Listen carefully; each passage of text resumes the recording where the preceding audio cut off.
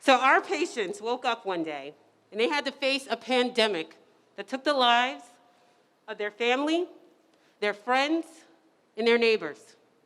To survive, only to wake up to have to face the death of their people by the hands of the very people that are supposed to protect them.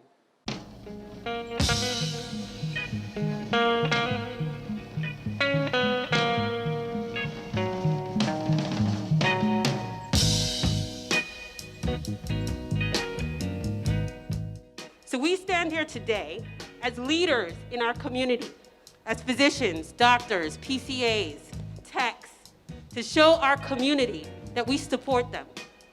We stand here today to ask and demand for justice, to represent peace, and to call for change.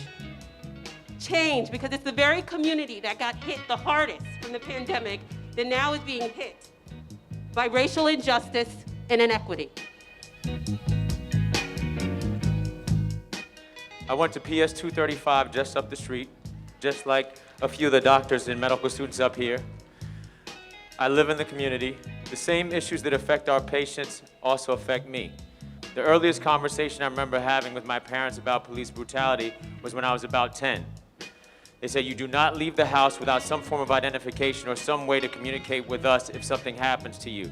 I don't leave the house without my medical ID badge. I don't leave without my Policeman's Benevolent Association card, because people don't always assume that I am who I say I am. We have to go above and beyond and really dismantle the systems which contribute to the uncovering, the uncoupling of our lives. The reason why we became healthcare providers is to ensure the vitality of this community was maintained.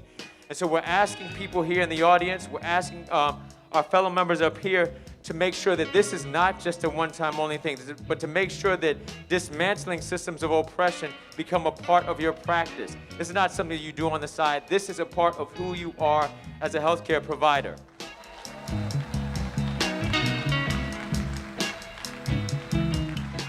Like many of my patients, I was not born in this country. I came into this world on a warm February afternoon. My birth was hard, and my mother did not get to see me for about a day. One day, I know I will have kids, and I'm going to look at this small, beautiful face, and I'm going to hear the same voice that my mother heard, telling me that I want what's best for them. They must have what is better than what I did. Today, I am choosing to say that I refuse to sit idly by while another mother mourns her child that has become a hashtag. Today, I am saying no more. Today, I am saying Black Lives Matter.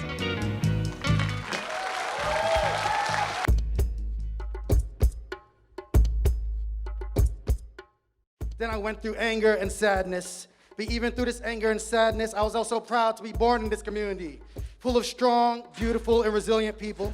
I was fortunate enough to come and work in this community as a doctor and witness the strength of my community every day. The mother who works 3 jobs while taking care of her sick mom and her children at home. The grandmother who proudly speaks of her grandchild's upcoming graduation as she battles cancer. The father who comforts his daughter who feels afraid in this scary world while he worries how he will pay rent next month. The child who looks to his or her parents for love when they face a world full of hate and disdain. I find strength in this community. I find hope in this community. I find love in this community. I stand before you angry, but hopeful. Hopeful that one day my community will continue to grow and flourish and heal amongst the pain and suffering that we have. Just like many of the doctors here, I went to school up the block. I worked across the street.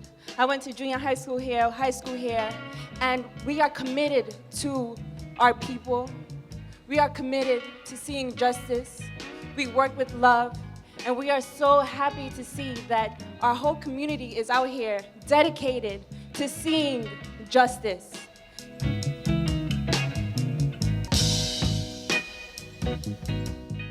Today we ask that you join us in protest by either kneeling, sitting, or lying down for 8 minutes and 46 seconds to to denounce the actions of the Minneapolis Police Department and to denounce police brutality and racial injustice worldwide. Kamani Gray, Eric Garner, John Crawford III, Kaylin Michael Rockamore, Brown, Ezel Dazan Ford, Perkins, Dante Parker, Christopher Davis, Michelle Nathaniel Harris Rousseau, Pickett, Laquan Marco McDonald, Benny Lee Tignor, Tanisha Anderson, Miguel Peter Gaines, Espinal, Akai Gurley, Michael Knoll, Tori Robinson, Kevin Matthews, Joseph Mann, Darius Jones, Robinson, Salvado Antonio Ellswood, Legre, Kevin Hicks, Keith Childress Sandra Jr., Bland, Mary Janet Trujillo, Wilson, Michael Lorenzo Dean, Breonna Taylor, George Floyd. I have benefited from the sacrifices of Black people. And as residents, we benefit from our patients. Our growth benefits from our patients who are predominantly Black. It is our turn. It is our turn to fight for them so they are not alone on the front lines doing this all by themselves. This is a call to action to our medical community to use their power, their privilege, and their voice to advocate for our people.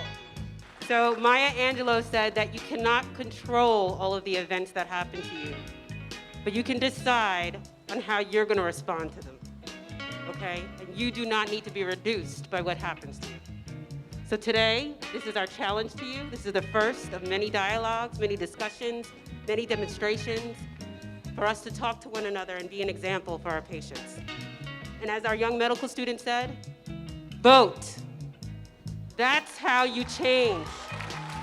That's how you change the politics, the resources for the community, the leadership, both local and federal. Vote.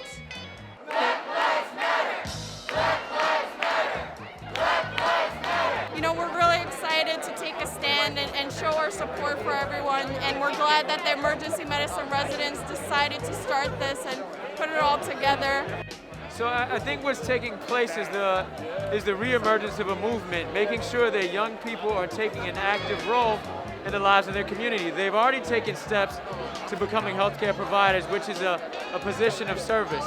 But now we're taking to that next realm, that realm of advocacy and that realm of policy to ensure that the conditions that we work hard to improve are going to be maintained for years to come.